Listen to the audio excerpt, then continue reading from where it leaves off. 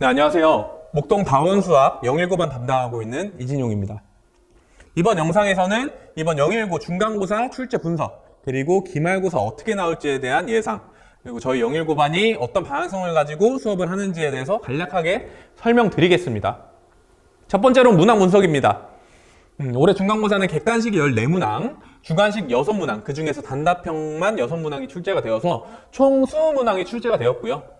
작년 배점과 올해 배점은 여기 보시다시피 객관식이 4.3점에서 4.9점까지 굉장히 배점이 촘촘하게 되어 있죠. 작년 같은 경우는.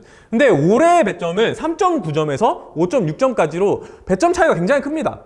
상대적으로 쉬운 문항에게는 저배점을 주고 고난이도 문항에게는 고배점을 줘서 상위권과 하위권과의 변별력을 크게 기르려는 모습을 보이고 있습니다. 그리고 서술형은 작년에는 2문제나 출제되었던 반면에 올해는 한 문제도 출제가 되지 않으면서 서술형 문제들이 일반적으로는 객관식 문제와 단답식 문제보다 쉽습니다. 난이도가. 그래서 점수대가 촘촘히 분포가 되어 있을 거라고 예상이 되었는데 올해는 점수대가 작년만큼 촘촘하게 분포가 되어 있지는 않을 것이다. 그리고 전체적인 난이도는 계속 상승을 하고 있고요. 여전히 높은 교과서 연계율을 갖고 있지만 20년도까지는 교과서 문제들을 그대로 끌어다가 출제하는 모습을 보인 반면에 이제는 사고력을 요하는 문제들을 좀 출제를 하려는 모습을 보이고 있습니다. 교육청 기출이 연계가 되고요. 교과서에는 없는 문제들을 고배점 문제로 출제를 하고 있습니다. 그래서 문제를 직접 보면서 말씀을 드리겠습니다. 다항식 fx를 2차식으로 나눴을 때 나머지를 주고 1차식 나눴을 때 나머지를 주고 3차식 나눴을 때 나머지를 구하여라 라는 문제죠. 13번 같은 경우는 교과서에 나와 있는 문제가 작년에도 연계가 되었고 재작년에도 연계가 되었고 어김없이 올해도 연계가 되었습니다. 이처럼 굉장히 고배점이죠. 5.6점이 가장 높은 배점인데 객관식 중에 5.4점 배점을 받으면서 여전히 교과서가 019 학생들한테 굉장히 중요하다는 것을 보여주고 있습니다. 18번도 마찬가지로 6점 배점을 갖고 있는데 2차 방정식의 근과 계수와의 관계를 이용하는 문제죠.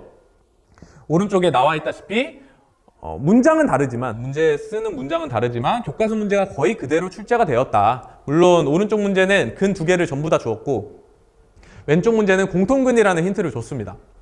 여기까지는 교과서 문제들만 해도 고득점을 받을 수 있겠구나 생각이 드는데 이제 그 다음부터는 살짝 느낌이 다르죠. 14번 문제, 객관식 마지막 문제입니다. 오른쪽은 EBS 교재 올림포스에 있는 문제입니다. 왼쪽 문제는 이제 2차식 곱하기 2차식을 x-2의 제곱으로 나눴을 때 나머지를 줬고 오른쪽 문제는 n차식, x의 n차식 곱하기 x의 2차식을 x-3의 제곱으로 나눴을 때 나머지를 주어줬습니다. 푸는 방식은 비슷하지만 조금 난이도를 낮추기 위해서 노력한 게 보이죠. 난이도를 낮췄다기보다는 이 문제를 그대로 쓰지 않기 위해서 노력한 모습이 보입니다. 이처럼 기본 개념만으로는 이제는 019 문제를 풀 수가 없다. 교과서에 나오는 응용만으로는 안 된다. 더 심한 응용을 배워야지 이제 만점을 노려볼 수 있게 된 거죠. 그리고 개인적으로 이 아래에 있는 20번 문제는 굉장히 충격을 받았습니다. 얼핏 보면은 2차 방정식 개념과 복소수 개념을 사용한 문제처럼 보이지만 이런 유형은 사실 그 다음에 있는 여러 가지 방정식에서 이제 3차 방정식의 허근 오메가를 이용한 문제의 유형이거든요. 이 푸는 방식이. 그래서 물론 학교 선생님이 말씀은 해주셨다고 해요. 이렇게 오메가, 3차 방정식의 허근 오메가를 사용해서 푸는 문제들이 출제가 될 수 있다. 너네들이 2차 방정식의 개념과 복소수 개념을 충분히 익혔다면은 풀 수 있을 만한 문제를 낼 수 있다. 라고 말씀은 해주시긴 했는데 진짜로 이렇게 내주실 줄은 저도 예상을 못했습니다. 물론 제 수업을 듣는 친구들은 충분히 풀 수 있었겠지만 사실 일반적인 문제집에서 볼 수 없는 문제가 이렇게 출제가 되었습니다. 이처럼 이제는 019는 교과서를 푸는 것만으로는 안 된다. 개념을 잘 응용을 할 수 있게 양을 굉장히 많이 쳐야 되겠고요, 당연히. 그리고 목동 대치권의 기출 변형들, 그리고 교육청 기출과 교육청 기출 변형 문제들을 많이 풀어봐야지 풀 수 있는 문제들을 무조건 한 문제는 넣을 것이다 라는 게 저의 예상입니다. 다음 기말고사도 그렇게 나오지 않을까. 그리고 본격적으로 작년 기말을 보면서 말씀을 드리도록 하겠습니다. 14번 문제. 서술형 문제였는데요. 배점이 10점입니다. 굉장히 크죠? 그죠? 오른쪽에 나와 있는 문제는 교과서에 나와 있는 문제고요. 18번. 그래서 오히려 난이도가 더 쉬운 문제가 출제가 되었습니다. 이처럼 역시나 기말고사 때도 교과서는 굉장히 중요하게 작용을 할 것이다. 물론 서술형이 나올지 안 나올지는 아직까지는 언급이 없기 때문에 잘 모르겠지만 교과서에 있는 문제들을 그대로 출제하는 경향이 아직까지는 높다. 하지만 18번 문제 같은 경우는 교과서에 없는 문제입니다. 교과서에 없는 문제고 교육청이 굉장히 좋아하는, 사랑하는 유형의 문제입니다.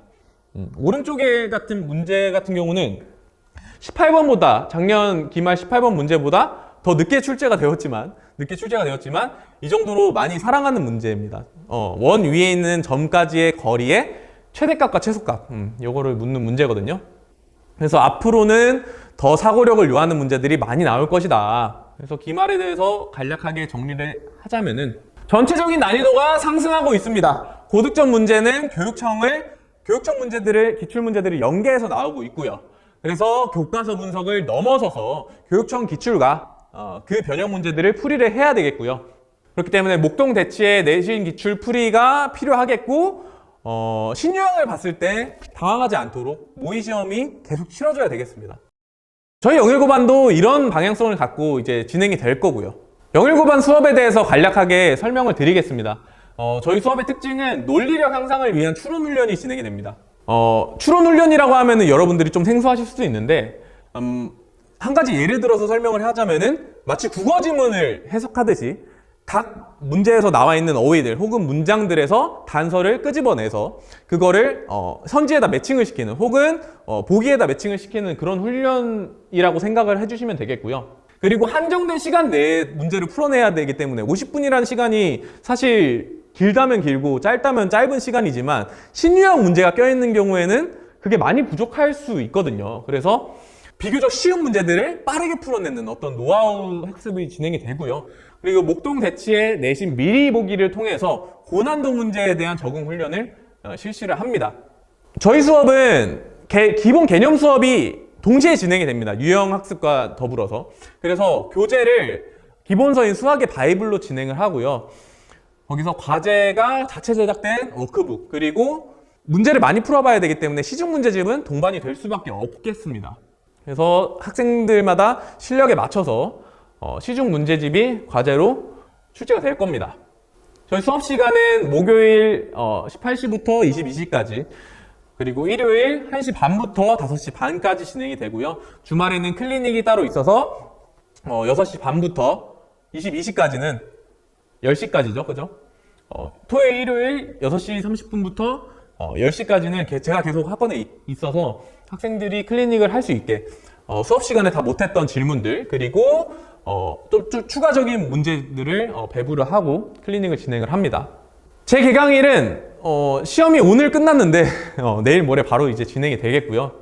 제 커리큘럼은 이렇습니다. 3월에서 6월까지는 수학상 내신 대비, 지금 5월달 거의 끝나가는데 이제 기말고사 전까지는 계속 수학상 내신 대비를 진행을 할 거고요. 목동 대치 내신 미리 보기. 그리고 7월, 8월에는 수학하의 심화 개념과 더불어서 수학 1을 같이 배움으로써 좀 더 이제 상위 개념들을 아래에다 활용할 수 있게, 아래 비교적 이제 먼저 배우는 개념들을 활용할 수 있게 설계가 되어 있고요. 그리고 선행을 함으로써 좀 더 이제 사고의 폭을 넓혀줄 수 있게 그렇게 설계를 했습니다. 그리고 9월에서 12월까지는 똑같이 동등하게 1학기와 똑같이 수학과 내신 대비를 진행을 하고 목동 대치 내신 미리 보기를 진행을 하고 방학에는 마찬가지로 수학원 심화 개념 그리고 수투 심화 개념이 진행이 되겠습니다. 매 수업 이후에는 복수 테스트를 진행을 하고요. 결과는 문자로 부모님께 발송이 되겠습니다. 물론 제가 수업이 좀 늦게 끝나기 때문에 늦은 시간에 문자 받는 거를 조금 이제 불편해 하시는 분이 계시겠지만 그럴 때는 저한테 얼마든지 연락을 주시면은 제가 언제든지 받을 수 있으니까 연락을 주시면 되겠고요. 복수 테스트에서 상위 오답률 문제를 선별하여서 다시 한번 풀게 하는 취약 유형 보완이 시스템이 갖춰져 있고요. 클리닉을 직접 운영합니다. 학생 실력을 파악을 언제든지 제가 할 수 있다는 점이 장점으로 작용을 하겠고요. 동기부여나 학습법에 대해서 굉장히 잘 코칭을 해줄 수 있겠다. 그리고 수업 시간 외에도 카카오톡이나 메시지를 통해서 즉각적 소통과 질의응답이 가능하겠습니다. 감사합니다.